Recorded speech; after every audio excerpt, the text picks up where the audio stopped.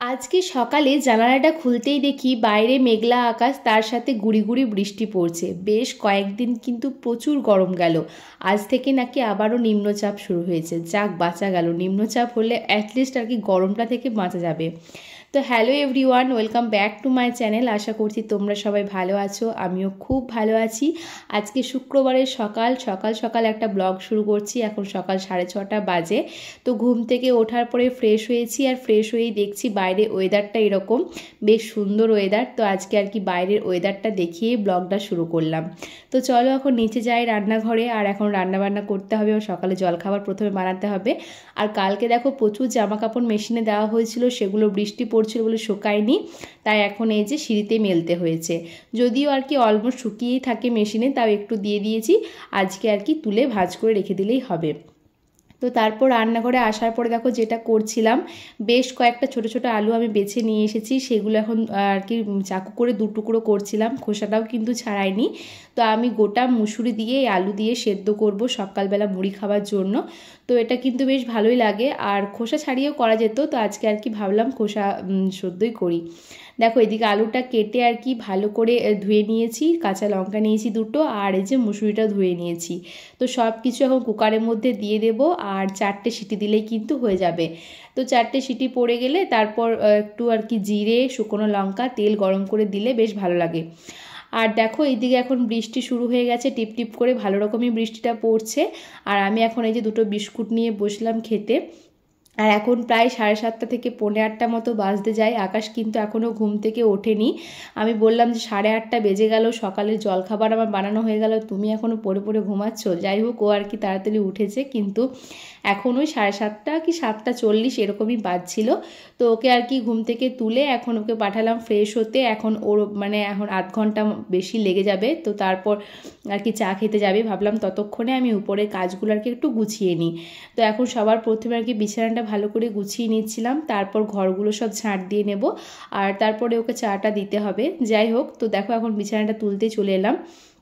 আর বেশ অনেক দিন পর কিন্তু আমি আজ একটা বড় ব্লগ নিয়ে এসেছি। তো মানে ছোট ছোট ব্লগই শেয়ার করছিলাম। তোমাদের বলেছি যে সামনেই এক্সাম আমার, সে কারণেই কিন্তু আমার একটু প্রবলেম হচ্ছে।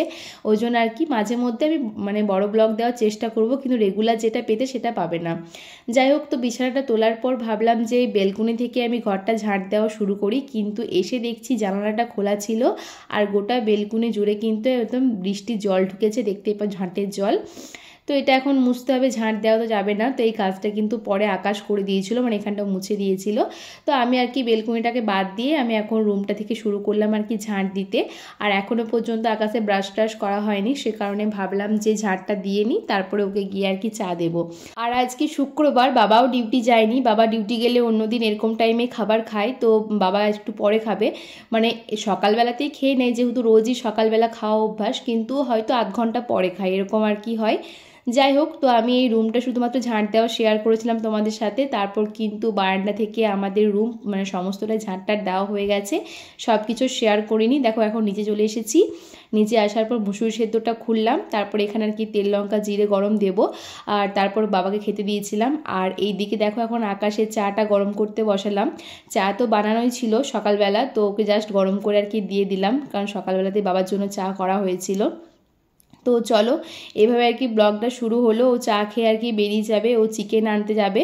আর তারপরে আমি কিন্তু কোনো ভিডিও করিনি। আমি দেখো এই যে এখন স্নান টান করে নিয়েছি, তারপরে একদম তোমাদের সামনে ফ্রেশ হয়ে এলাম।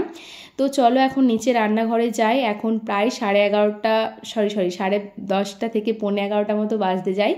তো নিচে আসার পর আমি একদিকে ভাত বসিয়ে দিয়েছি, আর কুকারের মধ্যে আলু সেদ্ধ করতে বসিয়েছি।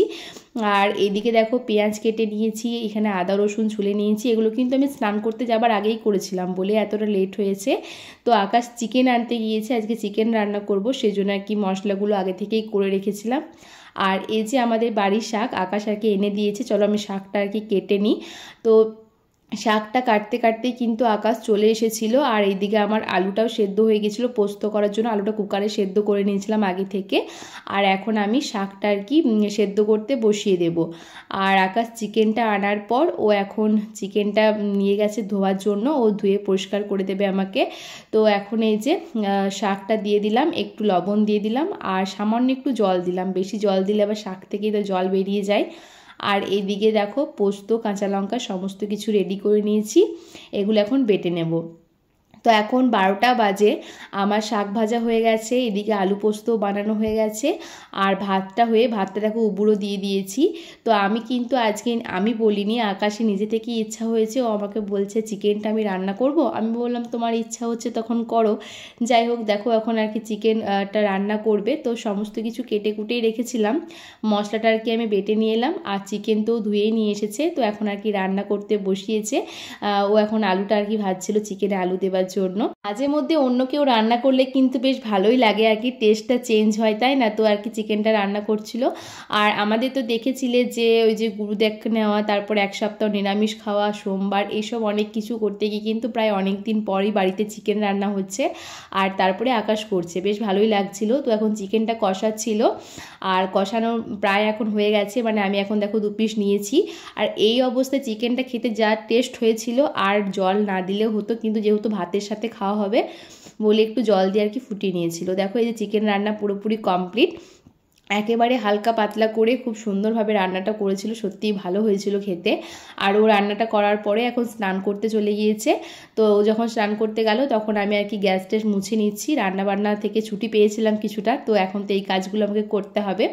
আর এই গ্যাস মোছাটা তোমাদের সাথে হয়তো কোনদিনও শেয়ার করিনি আমি, সমস্ত কিছু পরিষ্কার পরিচ্ছন্ন করার পরেই আমি আর কি মানে দেখাই, কিন্তু ভাবলাম আজকে শেয়ার করি। মাঝে মধ্যে আর কি ব্লগের মধ্যে অন্য কিছু দেখালে তোমাদেরও ভালো লাগবে, আর আমারও কিন্তু ভিডিওটা করতে ভালো লাগবে, তাই না? তো কড়াই টড়াই যা সব বেরিয়েছিল, বাসন কোসন মাজা হয়ে গেছে। আর এখন এই যে গ্যাসটা ভালো করে পরিষ্কার করে নিচ্ছি। আর যেহেতু চিকেন রান্না হয়েছিল, চিকেন মাছ এসব রান্না করলে আমি একটু সাবান দিয়ে ভালো করে পরিষ্কার করে নিই, কারণ কি প্রচণ্ড তেল ছিটকায়। তো সেই জন্য আর কি দেখো সুন্দরভাবে পরিষ্কার করে নিচ্ছিলাম। আর একটু পরে খাওয়া দাওয়া করবো, যদিও আকাশে স্নান করতে অনেকটাই টাইম লেগে গিয়েছিল, প্রায় 2টোর বেশি বেজে গিয়েছিল স্নান করতে গিয়ে। ততক্ষণে কিন্তু বাবাকে খেতে দিয়েছিলাম, মানে বাবার খাওয়া হয়ে গিয়েছিল, আজকে বাড়িতে ছিল তাই তাড়াতাড়ি খেয়ে নিয়েছে। আর তারপর আকাশ আসার পর দেখো এই যে আমার দুজনের খাবার বেড়ে নিয়েছি, শাক ভাজা, আলু পোস্ত, চিকেন, গন্ধরাজ লেবু নিয়েছিলাম, আর আকাশকে আমের আচার দিয়েছিলাম। আমি আচারটা খাই না, তাই আমি আর কিন্তু নিইনি। যাই হোক, তো খাওয়া দাওয়া হয়েছে তো অনেকক্ষণ আগে, মানে 3টের দিক করে সমস্ত কিছু কমপ্লিট, আর এখন বাজে 5:30। আজকে দুপুরবেলা ঘুমাইনি, ফোন দেখে দেখেই পার করে দিয়েছিলাম, তাই আর কি তাড়াতাড়ি নিচে চলে এসেছি।